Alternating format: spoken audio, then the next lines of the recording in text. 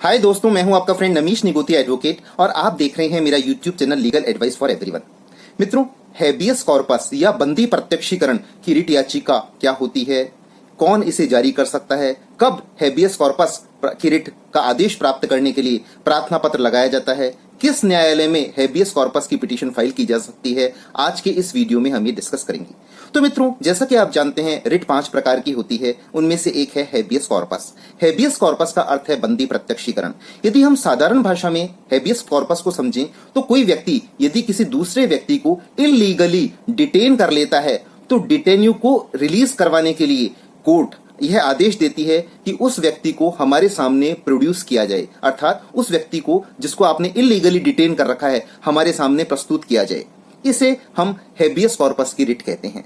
प्रश्न उठता है कि हैबियस कॉर्पस की रिट कौन जारी कर सकता है। तो मित्रों, article 226 of the constitution of India में ऑनरेबल हाई कोर्ट को पावर है कि वो हैबियस कॉर्पस की रिट इशू कर सकते हैं, और article 32 of the constitution of India के अंतर्गत ऑनरेबल सुप्रीम कोर्ट को पावर है कि वो हैबियस कॉर्पस की रिट को इशू कर सकते हैं। प्रश्न उठता है किन परिस्थितियों में हैबियस कॉर्पस की रिट लाई होती है। तो मित्रों, इसके लिए आवश्यक है कि कोई भी व्यक्ति किसी व्यक्ति की पर्सनल लिबर्टी को डिप्राइव करते हुए उसे इलीगली डिटेन कर लेता है, तो ऐसी परिस्थिति में याचक या डिटेन्यू या पीड़ित व्यक्ति हैबियस कॉर्पस की रिट के लिए अप्लाई कर सकता है। एक प्रश्न उठता है कि किन परिस्थितियों में हैबियस कॉर्पस की रिट प्राप्त करने के लिए पिटीशन दायर नहीं की जा सकती। तो मित्रों, वो परिस्थितियां हैं कि जब कोई व्यक्ति कोई लॉफुल अथॉरिटी के द्वारा अधिकृत है और वह किसी व्यक्ति को डिटेन करता है, जैसे पुलिस ऑफिसर किसी एक्यूज को अरेस्ट करता है, तो ऐसी स्थिति में जबकि उसने किसी अपराध कारित किया है तो हैबियस कॉर्पस की रिट लाई नहीं होती। जबकि उस हाईकोर्ट का टेरिटोरियल जुरिसडिक्शन नहीं है तो भी हैबियस कॉर्पस की रिट लाई नहीं होती। और मित्रों, यदि किसी व्यक्ति को डिटेन किया गया है किसी जुडिशियल अथॉरिटी के डिसीजन या ऑर्डर के परसुएंस में, तो भी हैबियस कॉर्पस की रिट लाई नहीं होती। अब क्वेश्चन ये उठता है कि who can file the petition for issuing a writ of habeas corpus.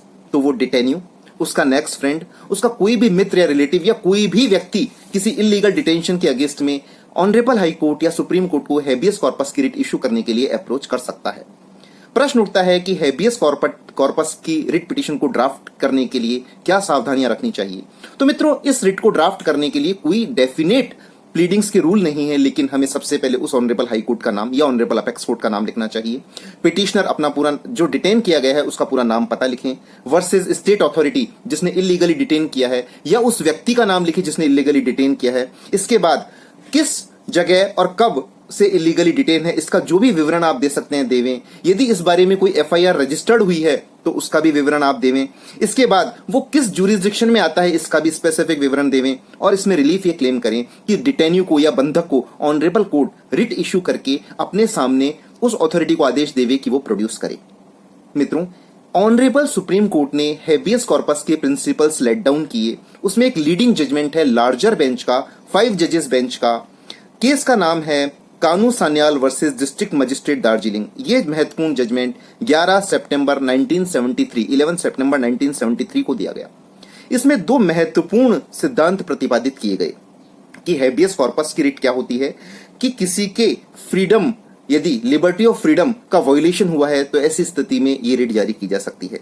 और यह सिद्धांत प्रतिपादित किया कि यह एक रिट एक कमांड है जो कि अनलॉफुल डिटेन किए हुए व्यक्ति जो अनलॉफुल डिटेन करता है उसके विरुद्ध जारी की जाती है। तो इस प्रकार से हैबियस कॉर्पस की रिट को इलीगली डिटेन किए हुए व्यक्ति को छुड़ाने के लिए ऑनरेबल हाई कोर्ट या सुप्रीम कोर्ट जारी कर सकती है। धन्यवाद। Thank you friends.